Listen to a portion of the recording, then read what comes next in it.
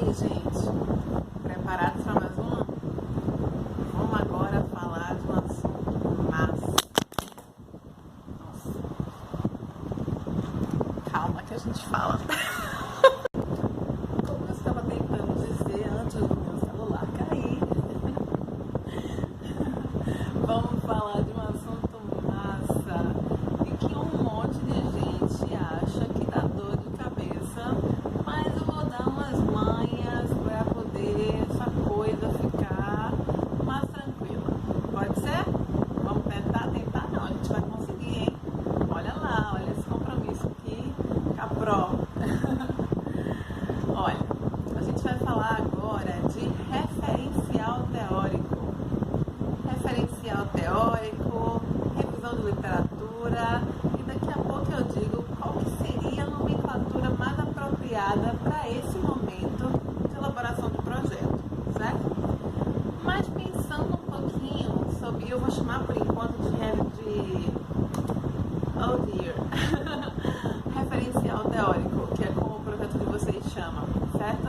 Então, o referencial teórico, ele é uma parte extremamente importante do trabalho, porque ele vai dar mais gás, mais força, mais peso para todo o trabalho que você já escreveu antes disso. Para começar a história, já era para a gente estar estudando, já era não, né? Eu espero que já estejam estudando sobre os temas que vocês escolheram. Porque o primeiro passo é o seguinte, a gente define o tema, número 1. Definiu o tema, vamos começar a estudar? E aí, nisso que a gente começa a estudar, a gente já está fazendo um levantamento bibliográfico que vai se tornar uma revisão de literatura, um referencial teórico, tá certo? Então, ele só vai servir para melhorar ainda mais a delimitação do seu tema, do seu problema, para dar mais peso, mais suporte, mais argumentação na sua justificativa, como a gente falou na aula anterior, para dar aquela verificada nos objetivos e ver se está tudo muito bem alinhadinho. Mas demanda estudo, dedicação, planejamento e principalmente organização. E é basicamente sobre essa organização dos estudos para se construir uma revisão de literatura ou um referencial teórico que eu vou falar com vocês aqui hoje, tá bom? Aqui hoje, aqui agora. Vamos pra cá? Vamos? Então, vamos lá pensar um pouquinho nessa elaboração do referencial teórico. Para início de conversa, a gente vai logo entender qual é mesmo a diferença de revisão de literatura e de referencial teórico, certo? Vamos entender um pouquinho qual é a intenção de cada um. Olha ali, a revisão de literatura, ela é um levantamento do assunto, do tema pesquisado. É uma coleta de informações sobre os conceitos com diversos autores. Vamos trocar isso em miúdos. Revisão de literatura é aquilo que a gente faz quando a gente lê diversos autores, principalmente das publicações atuais de artigos, teses, dissertações, estudos recentes, publicações recentes sobre o tema que você elegeu para ser seu, certo? Aí você estuda sobre esses conteúdos e, a partir deles, elabora a sua revisão de literatura, ok? O referencial teórico, ele está mais para uma seleção de significados de cada conceito-chave tratado na pesquisa e também está em consonância com a linha de pesquisa e teorias adotadas pelo autor/pesquisador. percebam que bem entre a revisão de literatura e o referencial teórico tem uma diferença grande, que é exatamente conceitual, certo? Então, a gente chamou no projeto de vocês de referencial teórico e tem muita gente que encara essas duas nomenclaturas como sinônimos, embora não sejam, mas o que vocês irão realizar de fato é uma revisão de literatura. Ok, ninguém aqui vai elaborar um referencial teórico ainda, tá bom? Vamos seguir.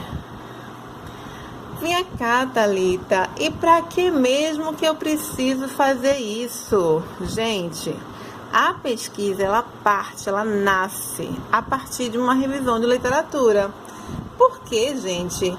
Se eu não consigo estudar sobre o meu tema, se eu não tenho outros trabalhos para me basear sobre aquilo que eu quero falar, sobre o que eu quero pesquisar, como que eu vou produzir algo novo? Então, veja só. A consulta à literatura é fundamental quando se está iniciando a pesquisa, porque ela fornece subsídios tanto para definir melhor, olha aqui, ó, eu queria poder grifar isso aqui, gente, ó, definir melhor o problema, quanto para elaborar o plano de trabalho. Portanto, então logo o pesquisador tem uma ideia, mesmo que vaga, do que pretende estudar, deve iniciar a consulta à literatura. Olha para mim aqui, gente. Olha bem o que eu vou falar. Presta atenção no que a gente acabou de ler aqui. Presta atenção. Ele diz que dá subsídios para definir melhor o problema de pesquisa.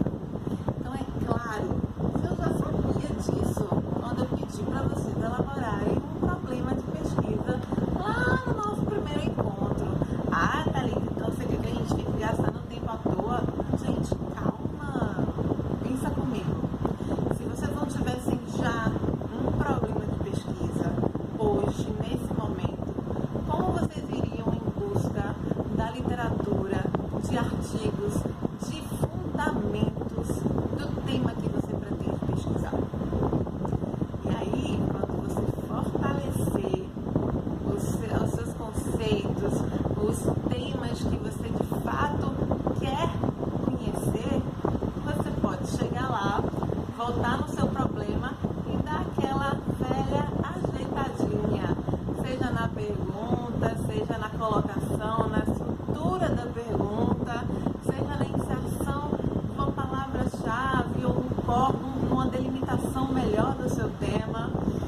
É a partir do aprofundamento dos estudos sobre o seu tema que você vai conseguir fazer isso melhor.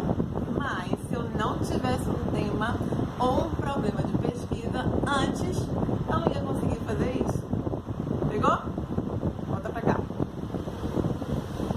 Beleza. Vamos seguindo. Então, quais são as contribuições da revisão de literatura para o meu trabalho? No que isso vai me ajudar?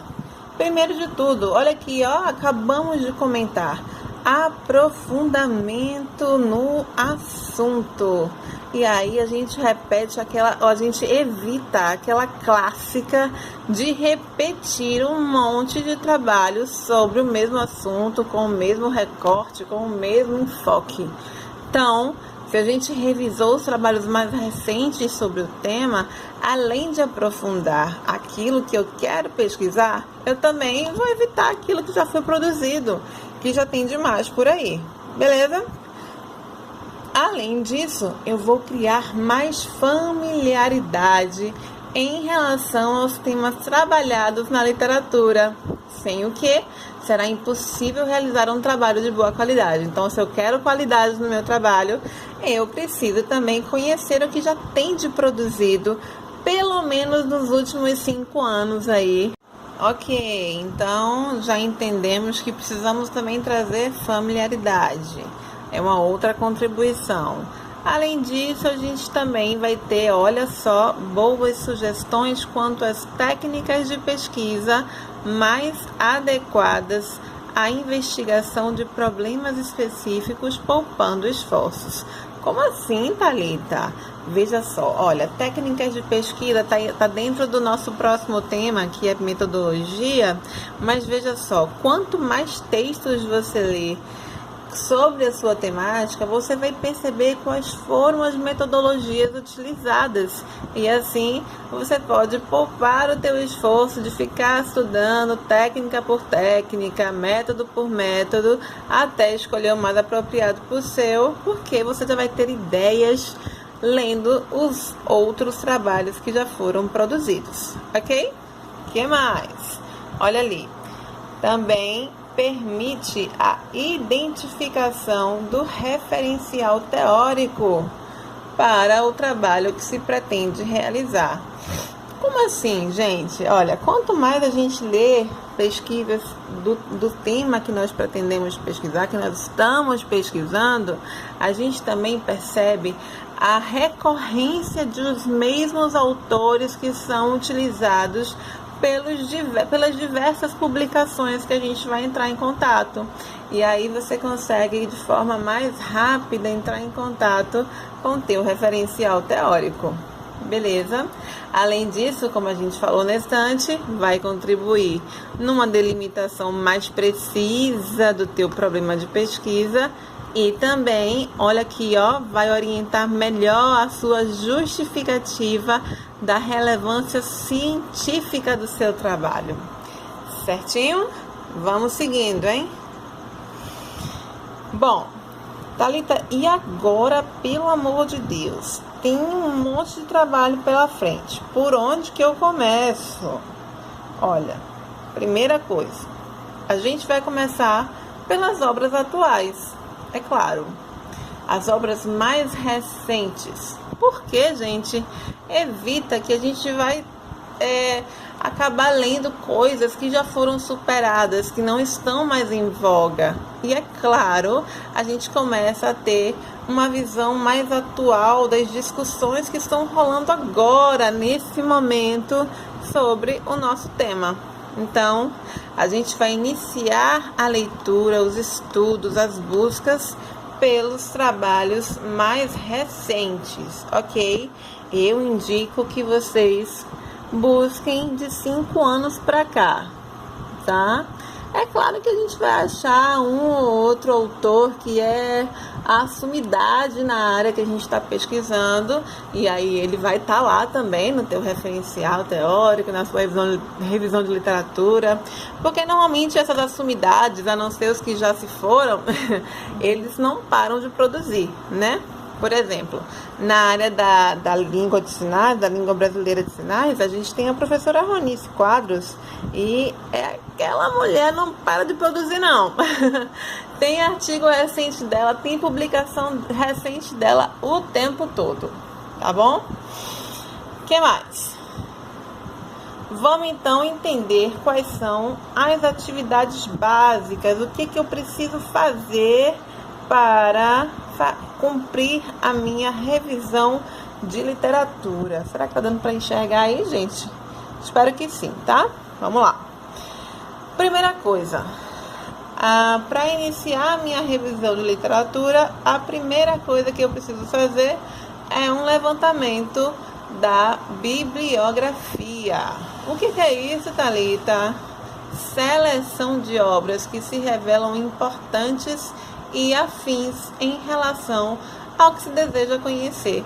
Galera, vocês vão escolher, selecionar os trabalhos que vocês pretendem utilizar no estudo de vocês. Eu costumo recomendar para um projeto de pesquisa, no mínimo 5 trabalhos, certo?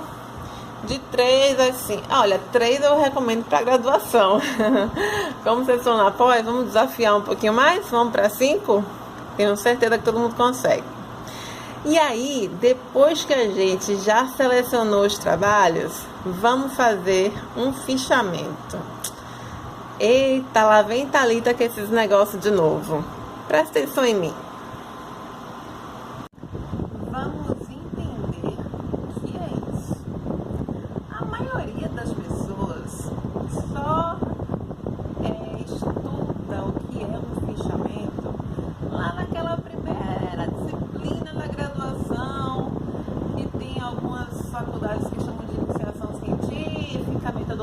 pesquisa 1, enfim, tem um monte de nome por aí.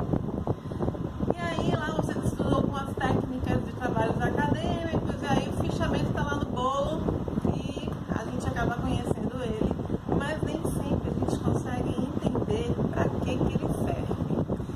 E olha, vou dizer, hein, o bichinho é bom. Ele serve para coisa que vocês não fazem ideia, que vocês não têm noção.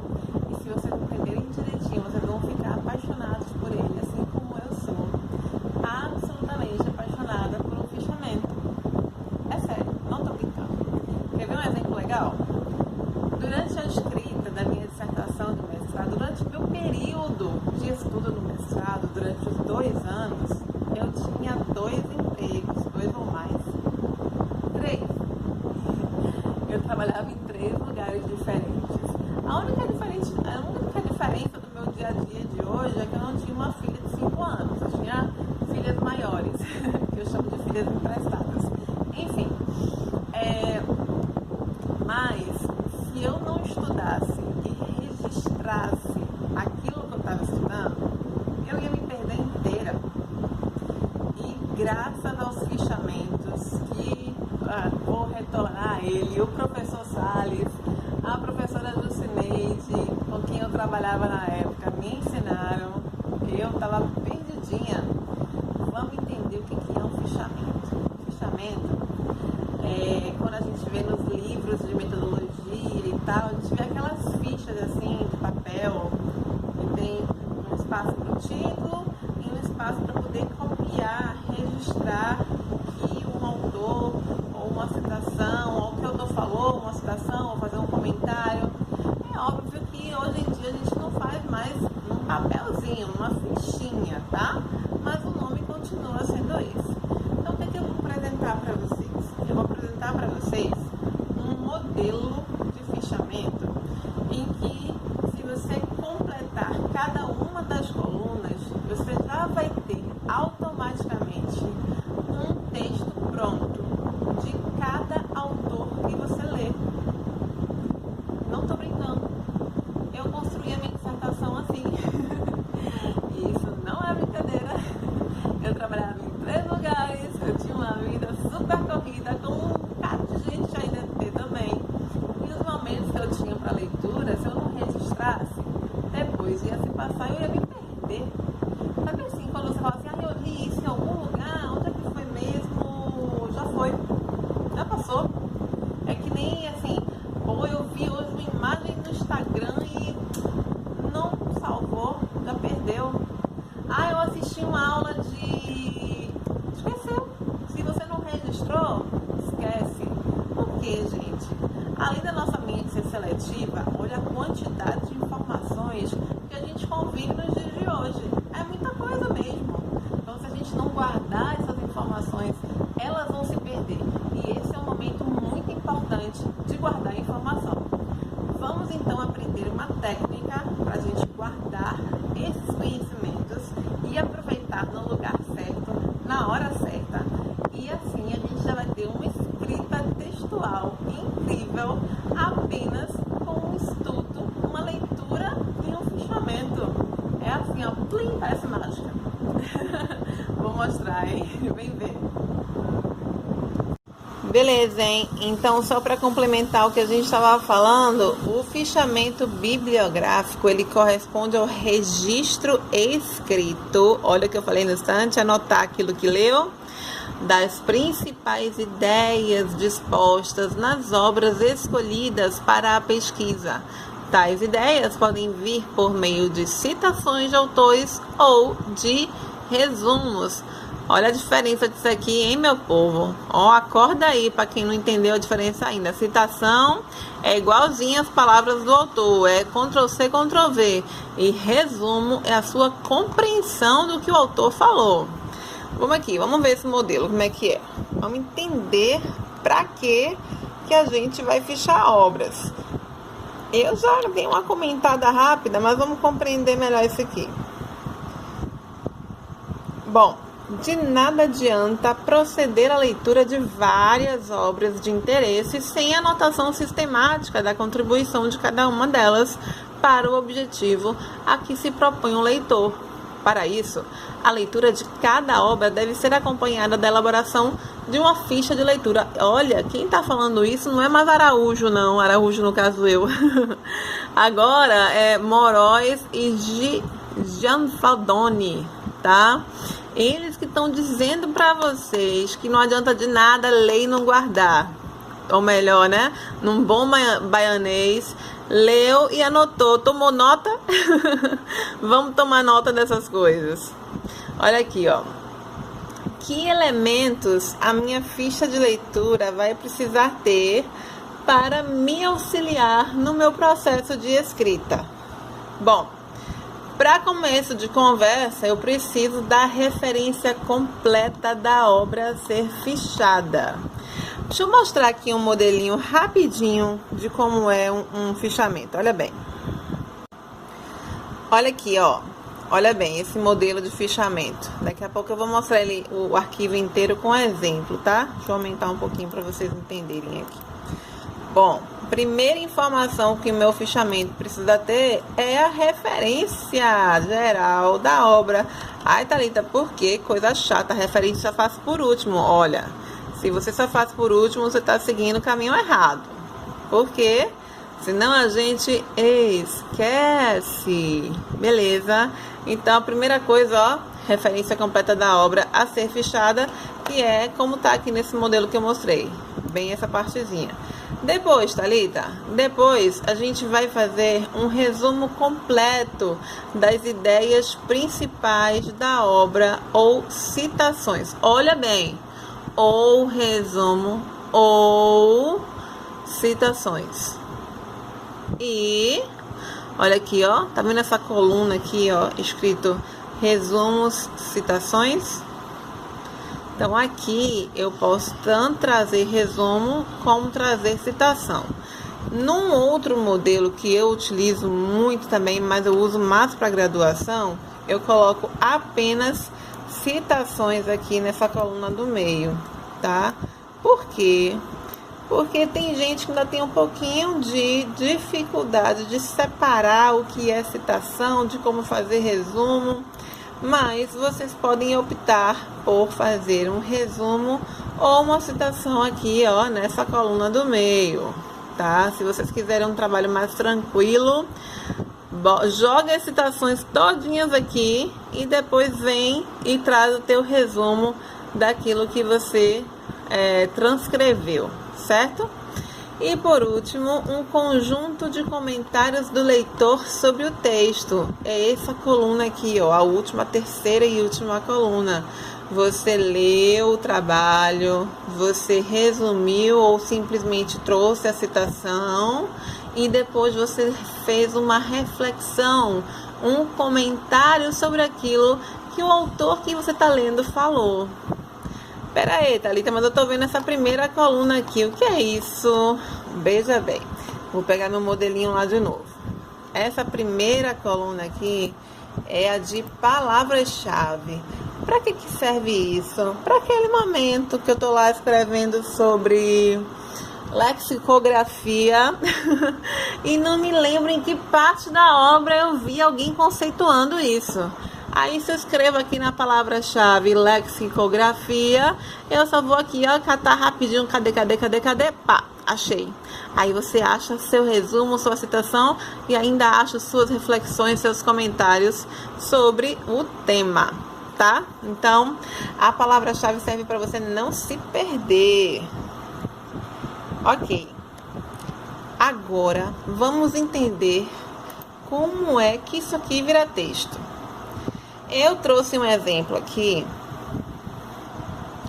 Eu peguei uma obra qualquer, tá? Uma obra que se chama Tornar a Educação Inclusiva. E aí, apenas transcrevi algumas citações da autora, aqui, ó, Wíndice Ferreira, da autora aqui nesse artigo dela, que ela trata sobre a discriminação contra estudantes com deficiência na escola.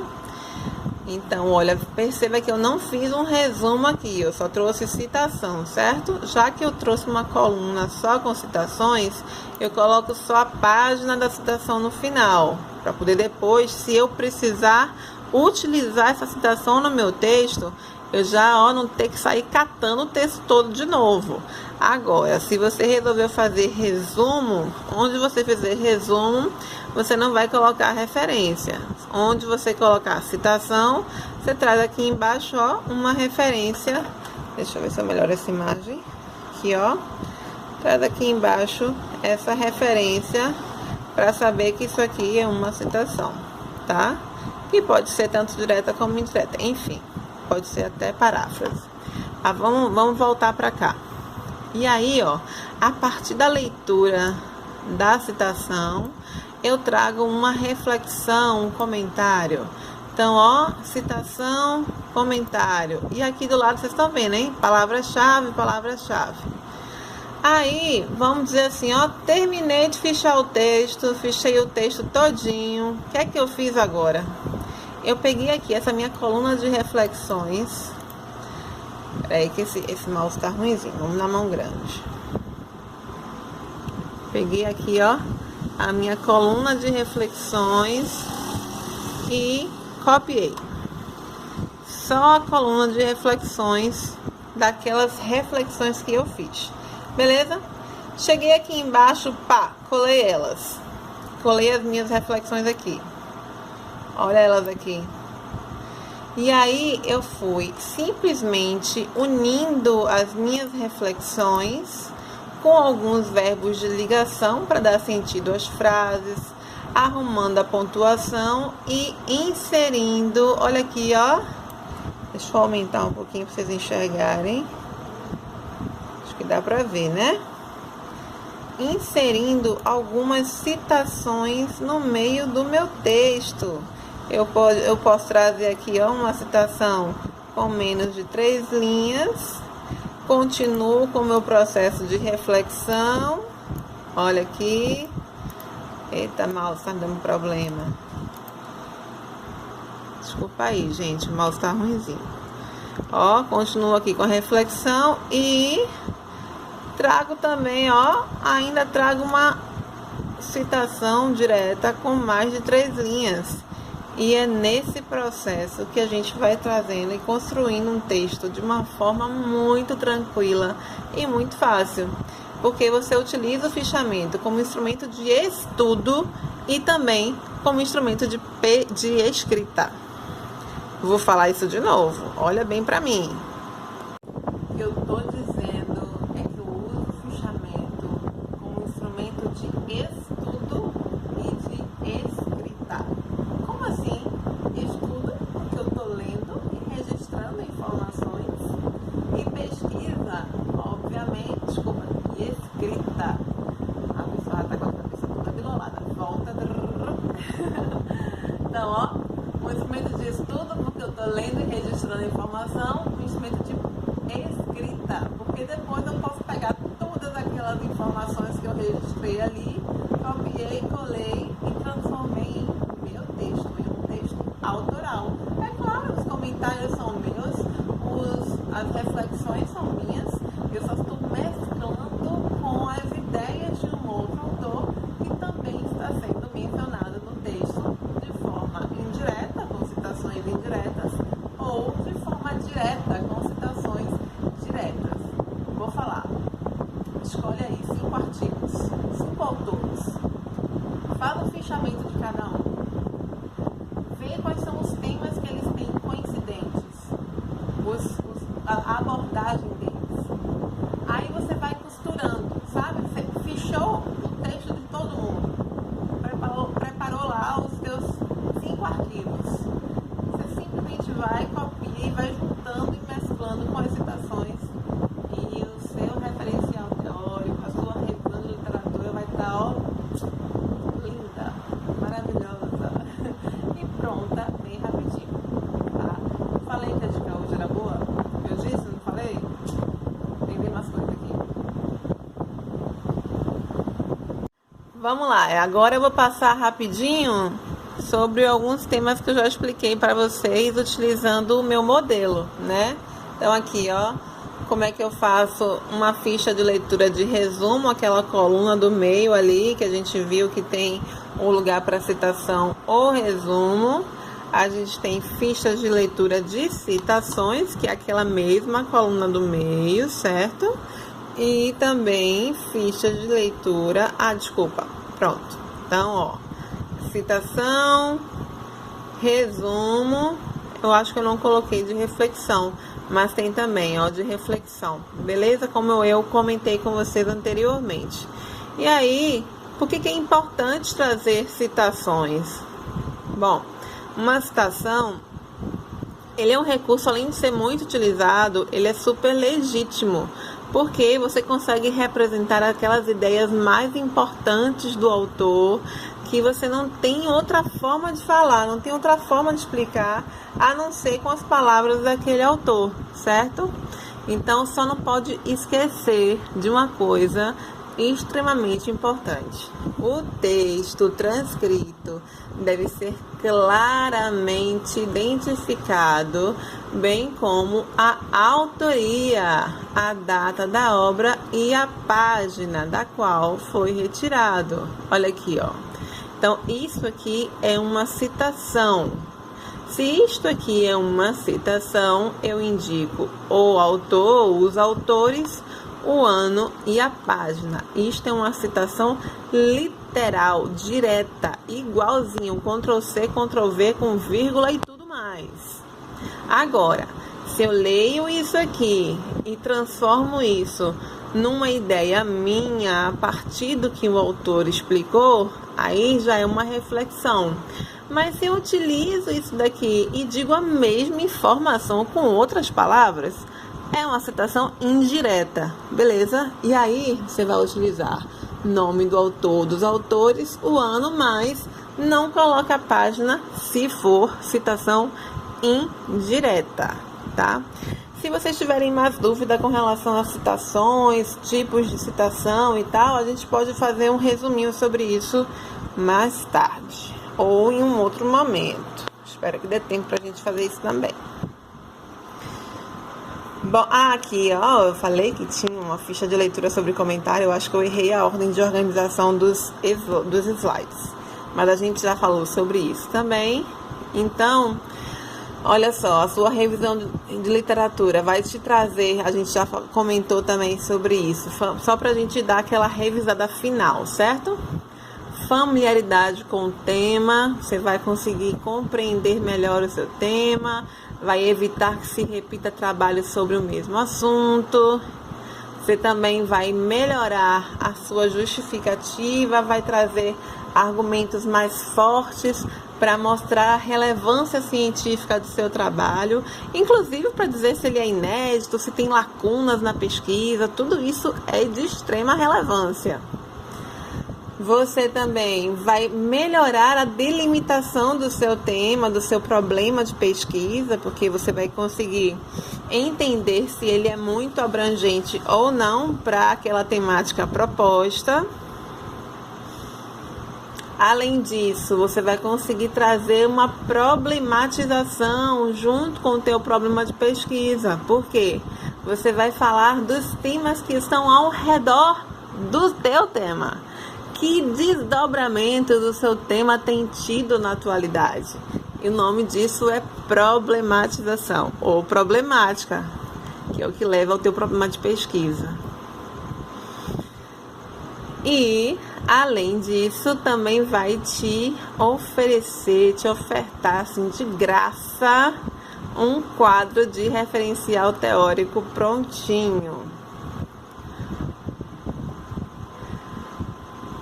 Ainda tem a parte das técnicas de pesquisa, né? Porque você vai ali entrar em contato com os trabalhos que já foram realizados e já vai se familiarizando com as metodologias, com as técnicas, com as abordagens de pesquisas que são utilizadas lá com este tema. E para a gente terminar, eu só queria dizer para vocês que esse material ele foi construído, né? Na verdade, ele foi adaptado a partir de um material que está disponível aqui no site Ateliê de Educadores, que também é do professor Francisco Salles, com quem eu tenho comentado sempre com vocês, que é o dono daquele IG TCC Ponto Descomplicado, certo?